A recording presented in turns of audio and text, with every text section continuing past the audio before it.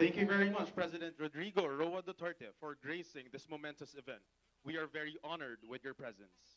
Again, ladies and gentlemen, President Rodrigo Roa Duterte, Republic of the Philippines.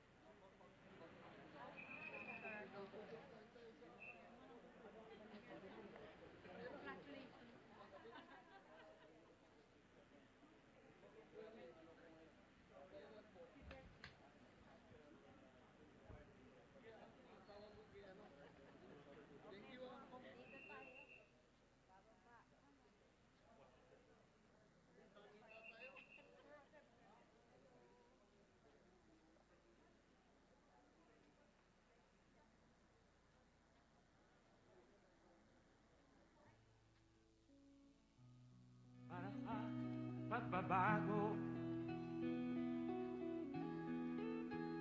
sawa na ang bayan ko sa magnanakaw na tao.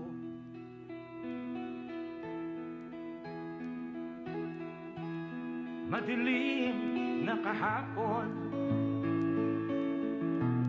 ikaw ang mag-aahon sa piling mo. Ladies and gentlemen, President Rodrigo Roa Duterte, Republic of the Philippines.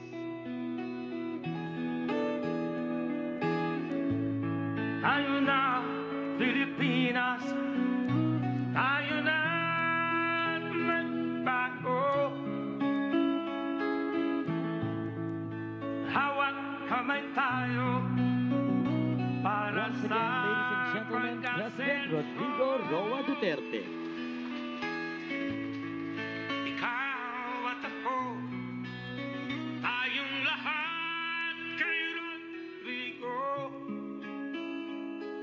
Duterte, para sa tunay na pagbabago.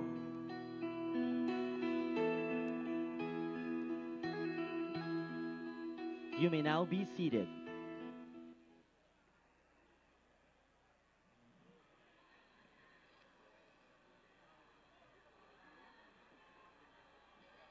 Good evening, ladies and gentlemen, and welcome to the birthday celebration of former Senate President Manny B. Villar. To welcome us this evening and to introduce our guest of speaker, may we call on former Senate President Manny Villar. It is my privilege to introduce the President of the Republic of the Philippines, Mayor Rodrigo Roa Duterte.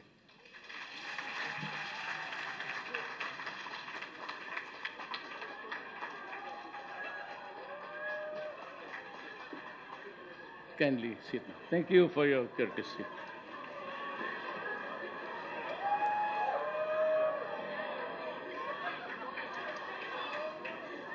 Senator Cynthia Villar, ma'am, our birthday celebrant for today, and my good friend, my former speaker on the 11th Congress, Manny Villar, and his family. Public Works Highway Secretary Mark Villar, one of the performers in my cabinet.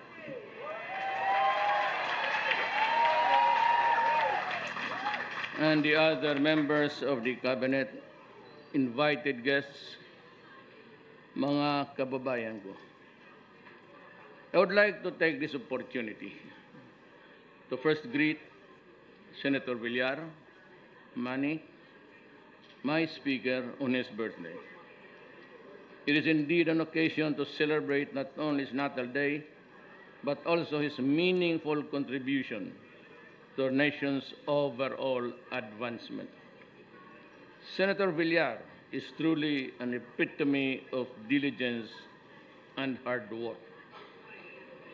Coming from a poor family, Senator Villar used his hardships as an inspiration to push through and persevere. I recognize his admirable determination to become what he is today, despite of his humble beginnings. Nakakatuwa nga talaga ang istorya niya. Indeed, his sipag at tiyaga. Dapat ito ang sana ang ginamit ko, sipag at tiyaga.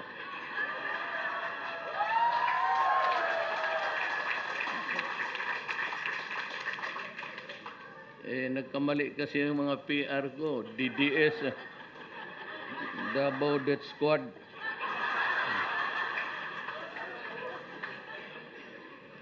Indeed, this sipag at tiyaga should remain a guidepost for every Filipino in reaching and realizing his aspirations in life.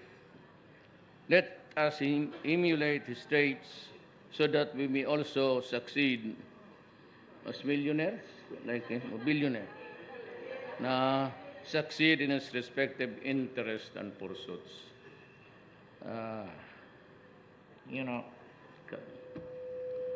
Lahat dito sa mundo, it's destiny. Manny Villar is destined to be a billionaire and a public servant, and a splendid one at that. His gift to the nation is the example that has given us that if you have the tiyaga at sipag, it might be in the other dimensions of life, pero definitely you'll have success. My presidency is a gift from God, and my gift to the Filipino people. Baka kung makulong ako, then my gift to you is my freedom. And if I have to go to jail for killing these idiots, I will do it. And it's gonna be so be it. The unveiling of the markers and the blessing of Las Piñas Drug Abuse Treatment and Rehabilitation Center and the Mela Hotel are once again a testament to his continued efforts to uplift the lives of many Filipinos. Sa totoo lang, I welcome investments. Not desperately trying to showcase a place where there are tall buildings or a modern one or a crowded Greater Manila area. Ang habol ko lang talaga dyan sa totoo lang, except for the taxes which are really minimal, is yung trabaho ng Pilipino. Yan lang ang inahabol ko. I don't go for that one day I'd see Manila bustling with tall buildings, skyscraper, nothing of that sort. Ang tanging ano ko lang, with my short stint as I only have 3 years, 2 years left, is really na makapagtrabaho lang ang Pilipino. It is not the time to be dreaming of grandiose achievements kasi mahirap lang tayo. We do not have the money, actually, so that we need investments. And may I also just would like to take something about oil. Everything that you see here is oil. The floor that you are stepping on is oil. The thing in front of me is oil. Yung, sige, kuha ng camera diyan, not himself, but the camera is oil. Everything. shoes because they are made of machines and is always empowered or powered with oil. Hindi pa panahon ng mga itong innovations bago. Kulang pa ang solar. It has yet to be perfected. There's a lot of it, I know, but we have not reached the apex of our innovation on that particular field. So, tayong Pilipinas, we are the ones that, I'm not questioning God, but right after the war, Second World War, that's about the time when we were born, ako, every nation that were involved in the Second World War started to rehabilitate. And the first thing that they did was really to go after the natural resources. You know, in Asia, the first to struck oil was Indonesia, and then Malaysia, and Brunei. But I do not know what happened along the way, since we occupy the same trench. The big one, and even our continental shelves inside, under the bed of the high seas, pareho lang man ang features, and yet we were not given by God oil. So every time there is an oil increase, lahat yan, 2 weeks after, 15 days after, the prices of everything follow suit. Kaya kung paski na patayin ninyo ako, sunugin ninyo yung Congress, wala talaga tayong magawa. Because we are dependent on oil. And we do not have the buffer stock na reserva na sabihin natin, huwag nanit nang gamitin ito. This is a reserve. Just in case there's trouble, world war again, or what, you have this stock to move your country. Eh, ang problema tayo, wala. We have an inventory. I know, 45 days, maybe more. Ganun din. And rice. We have lost the arable lands.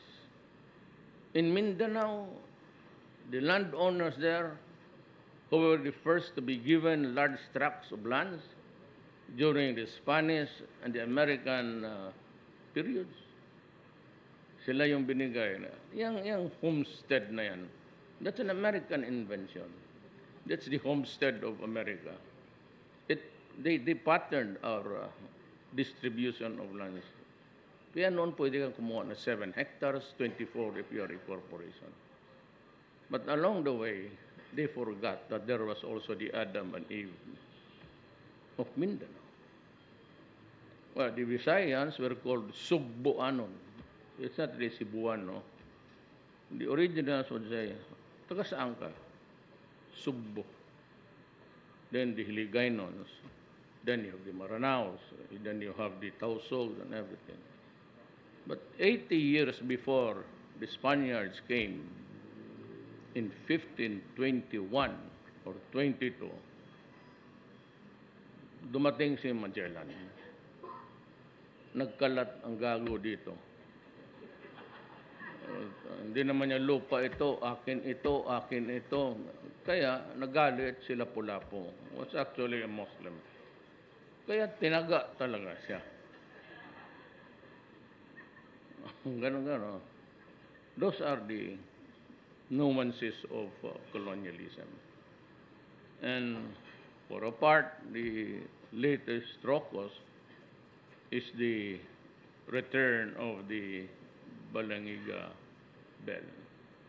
Now, let me be very clear on this.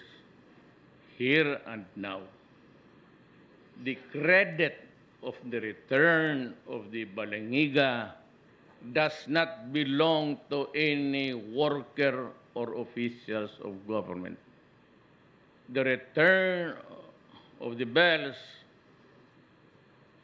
or upon the demand of the Filipino people. Nobody, but nobody, should ever claim success for that. It was a property of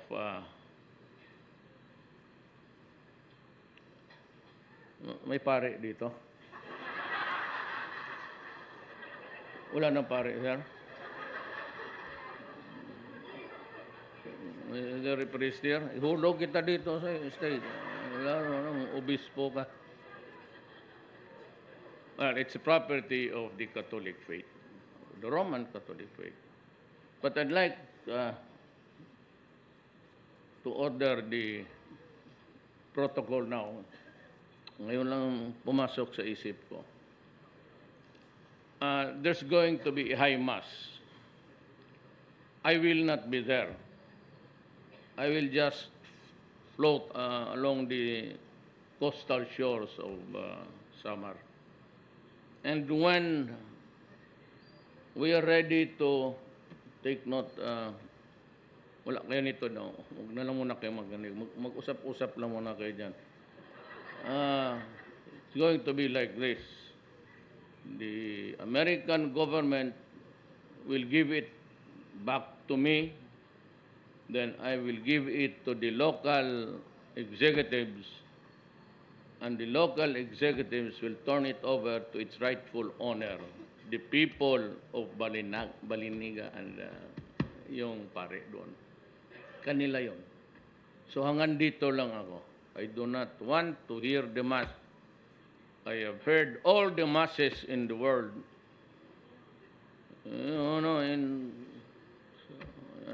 Graduate ng Ateneo, diba? Every Friday, since kindergarten yan.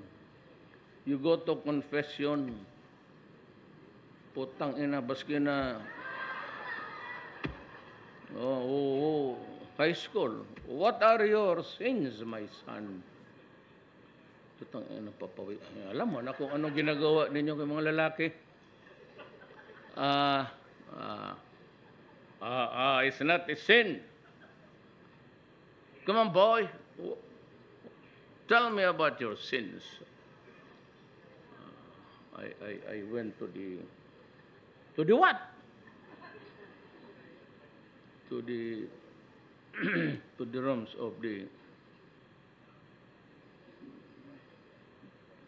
to the maids, and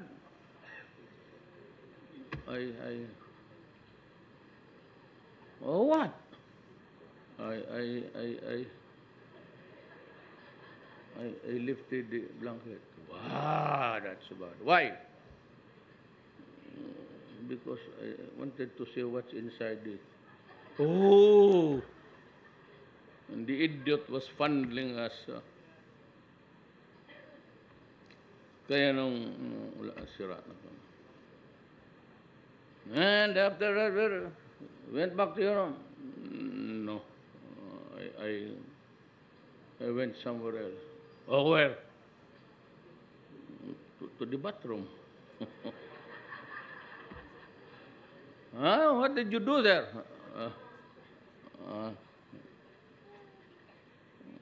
Same as last week, whatever, the one I confessed. Oh, I do not remember you confessing anything. What's that?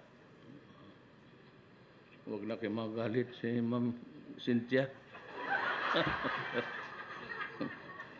This DATRC will definitely help hundreds of drug dependents from the southern part of Metro Manila and in nearby provinces such as Cavite.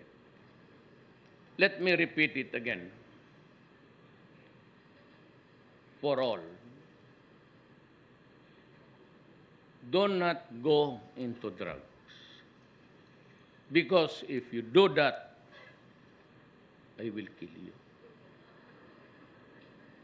If you destroy our children, then I'll just have to kill you. I do not take anything back. I state it with more clarity every time. Do not with my country. Alam mo, ang social dysfunction, madali yan. Sir, can I have a longer time?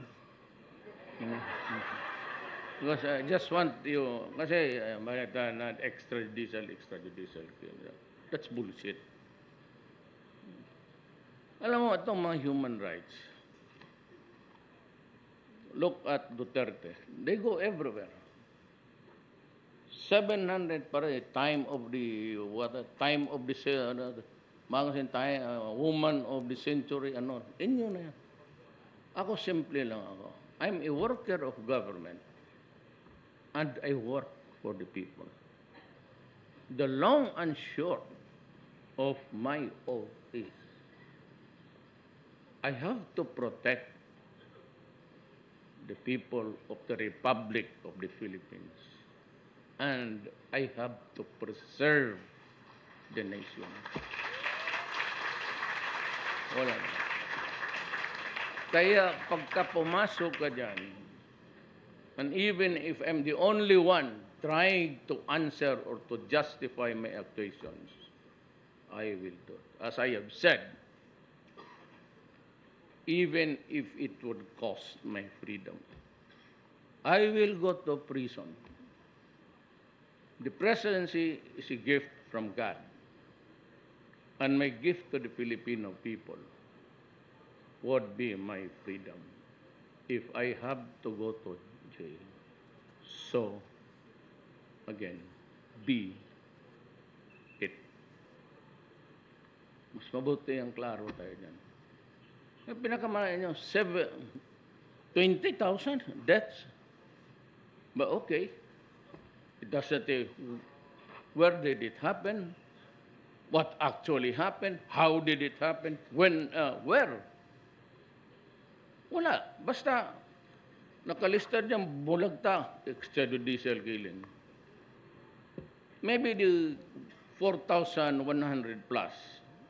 Sabi ng police, they were killed because they offered to resist violently.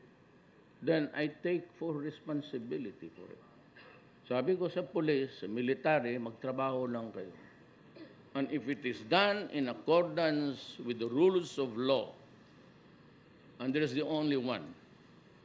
There are two, of course, it's one chapter, but if it is in self-defense, in the performance of a duty, you think that you lose your, not only your pants, but your life, then you have to kill. Go ahead. Then in defense of a relative o inaatake ng mga drogista or a stranger being killed, hold up kasi walang pera, pandruga, then go ahead. It will be my pleasure to see dead criminals. Wala tayong inuta dyan. I do not apologize for it. I offer no explanation. I'm just stating the law as it is. So yan. Kaya napapasalamat ako kasi yung aabot dyan sa DATC, mag-ano kayo because maybe it might help you. Pero ako, I love my country and I will do everything to see to it that my country survives. Alam mo bakit? Okay, I'll give you an example. Binaril yung putang ina na yan. Kabulagta dyan. Lista ka. Wondered. Anong ginawa nito? You want your enemies to suffer? You just get one of the family into drugs. 2 or 3, and it will be hell for them in this planet. Meron kang isa, dalawa na anak na sa droga. That family is dysfunctional. Now, if it is the father, the breadwinner, who is addicted or contaminated, he does not work anymore. he is thin, malnourished because they do not eat. Mabuti rin niya para walang rice prices. Utang ina yan. Then he does not go to work. He sits there in stupor and wait for the drugs to come. If it does not have any money, he would start to sell everything. Tanungin niya may tinamaan. They start to lose things in their house, then pati yung mga kutsi nila pinagbibili. The family is dysfunctional already. Wala nang nagtatrabaho para magbili ng pagkain. Wala na magbayad sa tuition. Wala nang pamasahe ang mga bata. And it is not a single family for one day. Itong durugista na ito, he was able to distribute and convert new ones to support his habit. Then magsabi ka, if this guy can contaminate about 50 a month, then count how many are those who are peddlers or the merchants of death. And you have about, in 1 month, 1,000 in this place alone or in your barangay. Totally dysfunctional families. Multiply that by the years and think what will happen. Look at the environment. Tignan mo yung suicide rate. In Bacolod, in Davao. At ang masakit sa akin, although you might say, pretended sentiment lang yan ni Duterte. Eh, mabuti kayo, kay mayaman kayo. Ako, galing sa mahirap. Hindi ko na sabihin mahirap ako ngayon. Medyo mahal nga itong t-shirt ko. Anong logo nga ito? Binigay lang to. Unique lang ako. It's black and white. But sometimes I get to have this combination. Sigurado nga, binigay yan. Ngayon ang pa ba ito? Unique lang. Mura, tapos durable. Kita mo, it's white or black. That's it. Yung iba, ilang libong Pilipina umaalis every year outside. The number now, about 2 million, it used to be 1 million Filipinos working outside. More than half of them are domestic helpers. I'm telling you, I've been there to fix a case for a Davawenya who was arrested for giving rosaries. So, naman kayo, pagka nandoon kayo, you obey. That's the problem. You start to mess up with the rules. You know, you start to screw up there, and so ito nagpunta. But I was able to catch up with King Fahd. He was a little bit, he was Alzheimer's na noon. Maybe it was very lucky for me to catch up with him. And he understood my plea. And he agreed. But the minister of that court there, sabi niya, you better talk to your counterpart. One of the reasons why we were with my speaker when we went there, sinabi niya, not all, remember, lest I be misquoted, not all, but there are certain Arab tribes in the Arab country, different Arab, that if you are a slave working for the family, if you are bought from the slave markets of Africa, usually black, or you are a paid servant there, rape is always inevitable. So how many stories, such stories do you hear? Are all of these incidents they reported? No. Why? Because they will have to go home. You start to complain, you lose the employment. So magbili na lang sila sa mga mga pills dyan kung saan nila makuha. And they endure bestiality, they endure human degradation, and the loss of human dignity. Titiisin nila yan, putang ina. Dahil kailangan ng pera para ipadala dito. Papadala dito, tapos pagdating dito, itong mga putang ina, gagunin taga nila yan hanggang bumigay ang bata. Alam nila may pera na dumadating. Ngayon, itong mga animal na to, alam nila may pera yan. Pag nahulog na yan, so yung new recruit, he will have to find a new recruit also to sustain his habit. That's how it spreads in society. Now tell me, yung iba pinapasok sa refrigerator.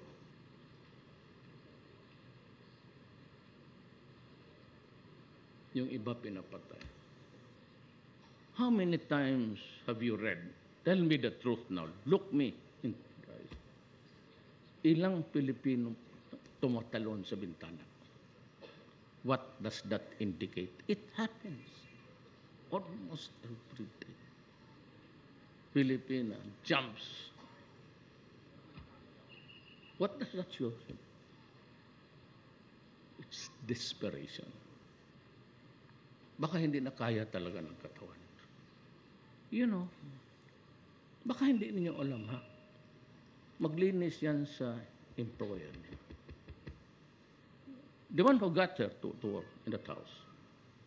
Then after that, she goes to the house of her daughter-in-law and cleans the house. And then he goes to another relative, maybe the sister of her, and she cleans the house. That is why ang uniform ang kanila. How many hours of sleep do you get? 3 hours. What's the food? How's the food? It's hogwash. Hindi na kayo, mayaman kayo. Napunta naman kayo doon. Kaya ninyong magkain. Ako sa totoo lang, ask anybody. Pati ako, nagabaon ng karne norte, pati tuyo. Paski doon sa labas, sa Papua New Guinea, yun ang pagkain ko araw-araw. Pinapaluto ko lang sa... I'm not given to that yung mga dishes sa ano. Sus Marisep. Bah! Wala naman, no specific country, but yan, hindi ko talaga kaya. Karne norte kasi sanay, the average family Filipino, walang pagkain. Karne norte ka agad, sardina. Ayun ang pagkain ko. Not because I cannot afford itong mga, but because I just want to eat simple foods. Why? Because nasanay ang dila ko. Why? Because I have no money? No, I have money. I can eat this night, I can make a tour of 5-6 hotels. I can afford it now. Pero credit card lang. Saan ang bag ko?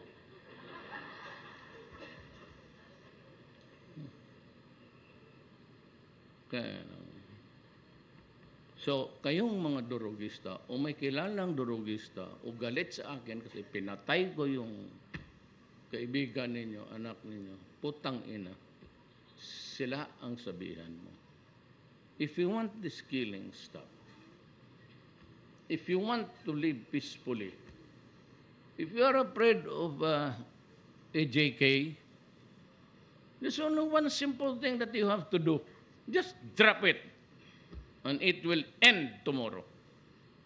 I assure you. Kung may magpatay pa ng police dyan, sila ang patayin ko. Just drop it. At saka yung mga police, bantay kayo sa akin. Of late, kita mo, namamatay, puro opisyal. Major problem ka. Ina mo ba mong bigyan ng bullshit na gano'n? Mindanao ito, hindi ito taga Maynila. Huwag mo akong ganunin kasi, well, more or less, ganon ang warning. Kung marinig ito ng iba, sabihin ko lang naman na, istorya ko lamang yan para pabilibin ko si Sir pati si Ma'am Cynthia. Istorya mo lang, maniwala pala kayo.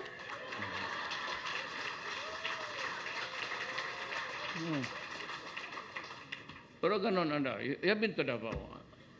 I could see that, well, most of you must have been there. Tignan mo Davao. You can walk. Do not fuck it up because I will. Do not spoil the day for the Filipino. Para wala tayong gulo. Wala akong ito. Ayan si Ma'am, sila lahat. I tell you now, again and again, there is no document or documents involving money, public or projects and everything. It does not reach my table, either in the office or in my house. It begins and starts with the cabinet member. Wala ako. All I received is 2027. That's all. Wala na. Maghanap kayo ng dokumento, either in Congress, COA, wala kayong makita na approve or disapprove. Kanila yan.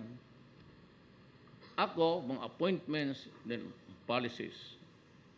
Pati yung mga policies natin with our bilateral and multilateral commitments. Hanggang dyan lang ako. Kaya kung magmura ako ng tao, pati yung ABS-CBN, pinuputang ina mo. Kasi wala talaga kayong makita sa akin. Pag alis ko, halungkutin mo yan. May siguro may makita ka ng Brian o Panti, pero sa mga stop. Hindi sa akin yan. Because I am celibate. Baski anong gawin mo? Sinong 73 dito? Believe ako sa iyo kung I will make you the deputy president. Wala na. Kaya kayo, ma'am, yung sabi maglakad-lakad. Huwag ka nang umuwi, putang ina mo. Sige. Wala na yan. Istorya na lang. Ako no more. Wala na talaga.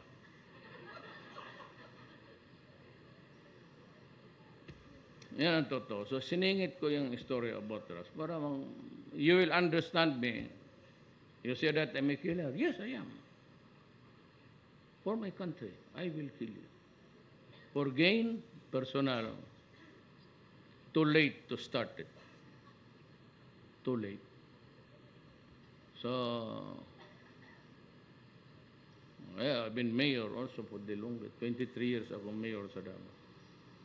I never lost an election. Diretso-diretso na ako hanggang hindi ko nga alam kung bakit nanalo ako dito. Frankly, except for si Mama and si Speaker, or maybe just for all time's sake. But I could only count about 4 or 5 politicians all over the country. Wala akong ni isang kagawad, barangay captain, wala. And yet, I won. And so I asked God, huwag kayo maniwala dyan sa magbuang ng obispo na yan. I never said I do not believe in God. Kindly revisit my statement. I said, your God is stupid. My God has a lot of common sense. Those were the exact words. Kasi when you use religion as a platform to attack me, then do not be surprised. Sino man ang then the platform itself, which is really the Roman Catholic Church.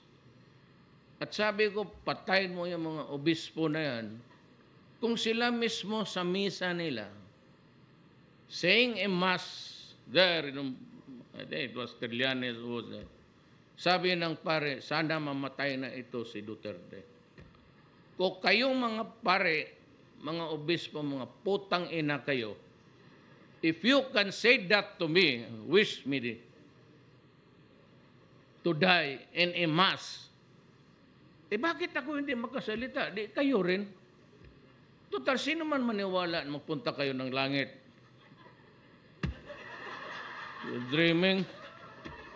Ay, lahat tayo makita-kita sa impyerno, kabaklaan ninyo mga putang ina. 85% of them are homosexual. Alam ninyo yan. Yung ibang naiwan na 15, ayun, nagkakalat sa mundo. Nabasa naman ninyo yung altar secrets, no? Hindi ako this is not a campaign for it. Pero may percentage ako nito sa publisher. Totoo. Sabi niya mo, altar secrets. It is there. Pati yung orphanage nila, mga anak ng pare. Ito dito, si Bacane ang number 1. And there's another one, if you can, wala kasi yung akin. But it's just somewhere there's it's either in Davao. The popes, plural, popes. Yun ang basa. Is it totally from the Inquisition down to torture, down to Lucrecia Borgia, na nanganak siya ng anak siya ng Pope, nang they had incest, at yung incestuous child nila became eventually a Pope. That is the scandal which they cannot deny because that is history. Kaya kung gusto ninyo, we can have a public debate in Luneta. Line up all of your orators and public speakers na mahusay. Ako mag-Tagalog lang ako, pati Bisaya, iyawa mo.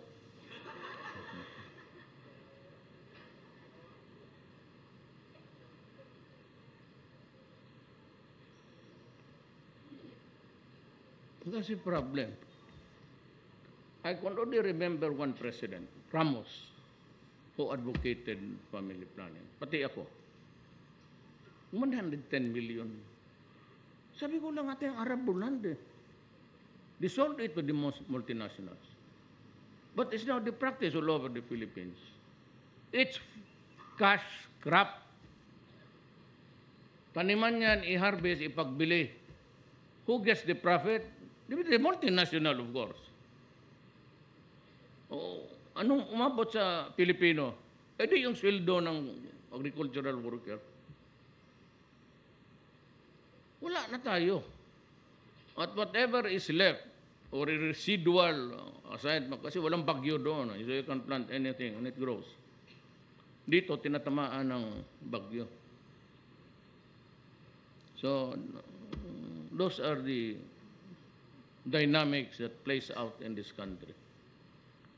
Totoo man sinasabi ko. Mamatepag, if you think that I'm lying, you can all pray in unison. Patayin mo na ako. Yan naman talaga ang gusto ko. Pahinga na rin. Kasi, alam mo, pagkatapos ko ng presidente, anong gawin ko? Hindi na ako kagawad. Mabuti kung tanggapin ako dito, ano na lang. So, ma'am, baka may trabaho sa akin dyan. Wala na. So, by the time I'm 73, 76, I'm done. What am I supposed to do? Maglabas ako? Talagang puputulin ang ulo ko sa mga putang ina. NPA, durugista, karami kaya yan.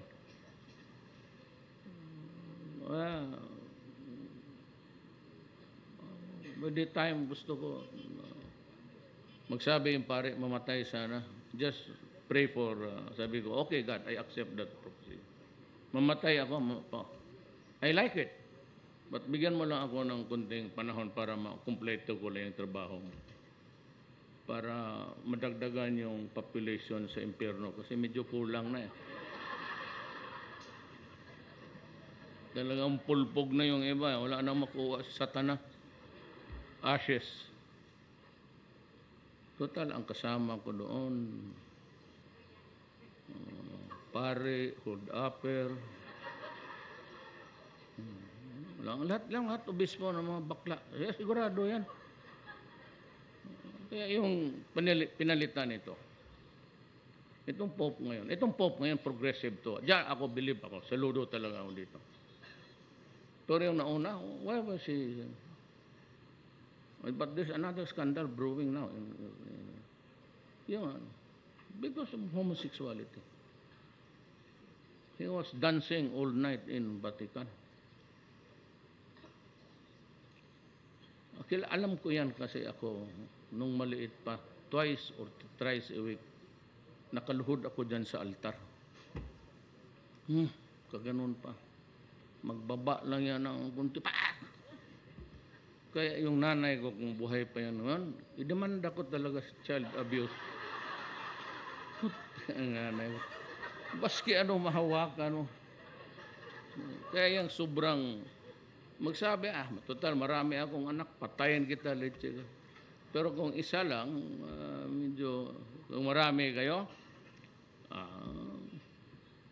kaya yung, noon yung crucifix na, but since my mother died, hindi na ako nabalik sa ancestral. Dinadaanan ko na lang, pero ayaw ko. Talagang mamasboy mo rin.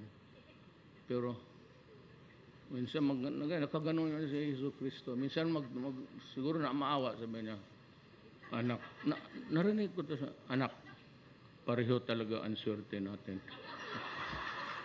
Sabi ko, Jesus, anak ko, mama ko hindi man Hudiyo. Ikaw,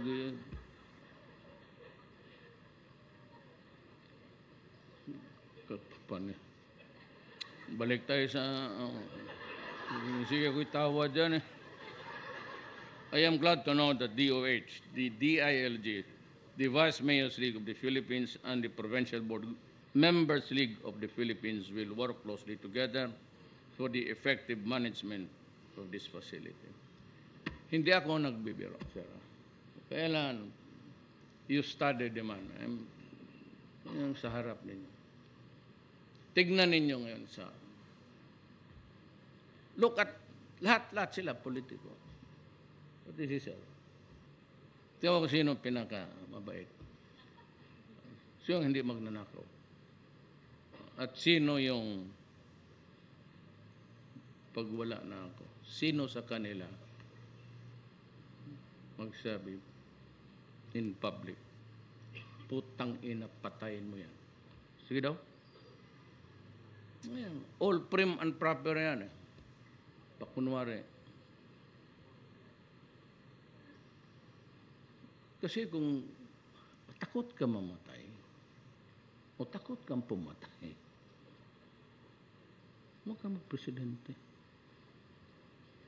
It's not for you. Pero nangyari kailan na lang lumabas? When I became president, then I demanded bato, nilagay ko. Buksan mo lahat. So what did we find out? 1.6 si Santiago noon, 3 million, 1.6 million Filipinos who are slaves to drugs called shabu and everything else. They are slaves because they are already in hotel and they need the monkey off his back. Kasi hindi makaganon, kakating gaganon ang katawan. Yan ang mangyari. That 1.6 is over the country selling shabu. How much do you think you need time to correct all of this? to arrest the aberration in our society. Yan ang tandaan. Ano yung kailangan, honest. Si Sir Manny, nag-prepare na talaga. Pundi siya, mayaman naman siya. Then reaching out to his fellow men. Kung magpresidente siya, nandyan yung rehab. Tapos magpagawa ka na lang ng crematorium lang, sir.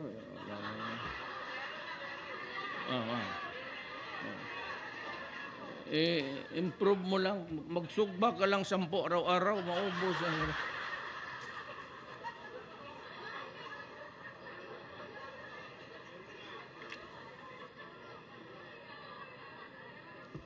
This initiative is consistent with our efforts to eradicate the drug problem in the country. I therefore thank Senators Manny and Cynthia, their children, the entire CPAG Foundation, and all communities involved in this endeavor of staying true to the commitment of leading our peoples towards more dignified and meaningful lives. Let me also welcome the latest addition to the lineup of the Vista Land and Landscapes, the Mela Hotel. Wala masyadong tao dito, no? Mabuti yung medyo malayo, maraming cover, wala kang makita magpasok dito. Pwede na tayo dito. Pag wala si Ma'am, si Armani, okay lang yan. Ganun naman lang yan siya. Paborito. Sige na. May malapit ka na. Without, wala na tuloy ako. Kayo magsigitawan dyan. Let me also welcome the latest addition to the lineup, Vista Land and Landscape, as a Spanish-themed structure with more than 100 rooms, various dining halls, banquet halls, and conferences rooms.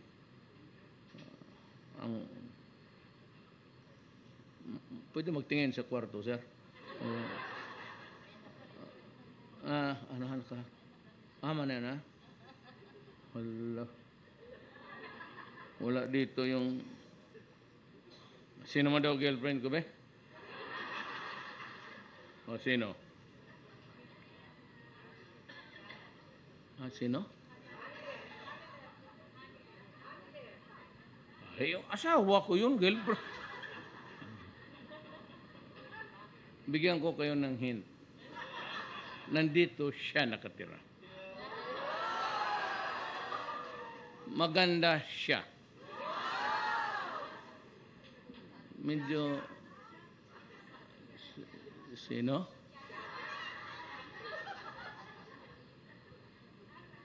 May kalandian siya.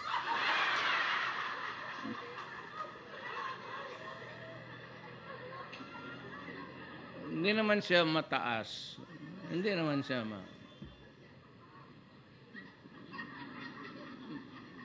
maganda ang mukha niya.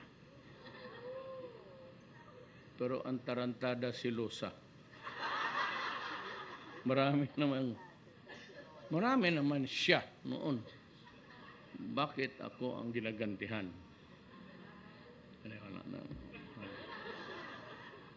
Without doubt, this hotel will generate employment and livelihood opportunities for the people of Las Piñas and surrounding localities, as well as create a positive impact on the area's tourism industry. I thank again the Villar family for sharing their blessings to the Filipinos from all walks of life, especially those who need to reform the lives of those who have gone astray. I hope it could go a limit to help the addicts. The lives of those who have gone astray because of illegal drugs. Your partnership with the government in advancing the condition of our kababayans is truly commendable. I pray to God, yung Diyos natin,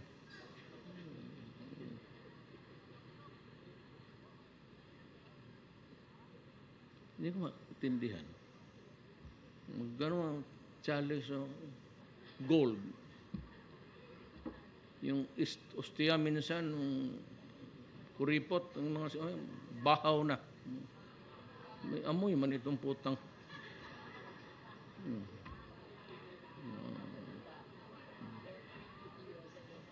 Pag gano'n na sa kamay mo, you take a deep breath. Padre, putang inang amoy na to. Naamoy ko rin ito kagabi.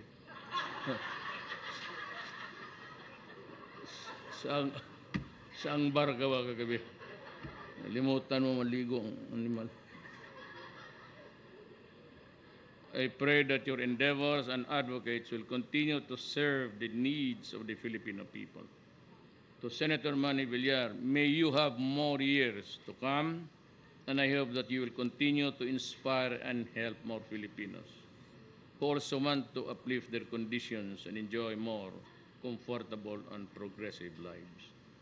Again, happy birthday and congratulations for all of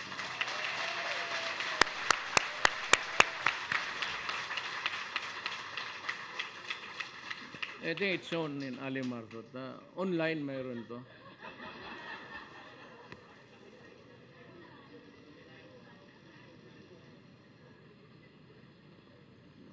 Dito sa last paragraph. And lo and behold,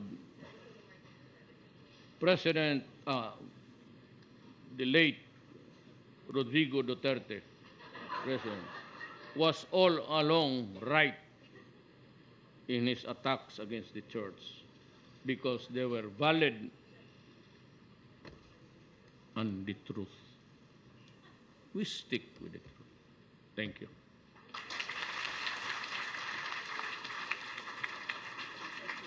Thank you very much, President Rodrigo Roa Duterte, for gracing this momentous event.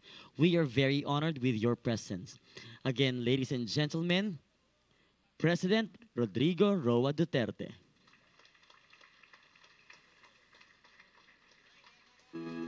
Ikaw ang Pangulo. May we request everyone to remain seated until after the President has left the program venue.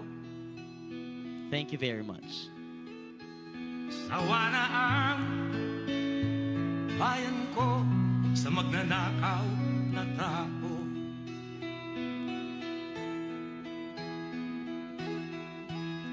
Madilim na kahapon,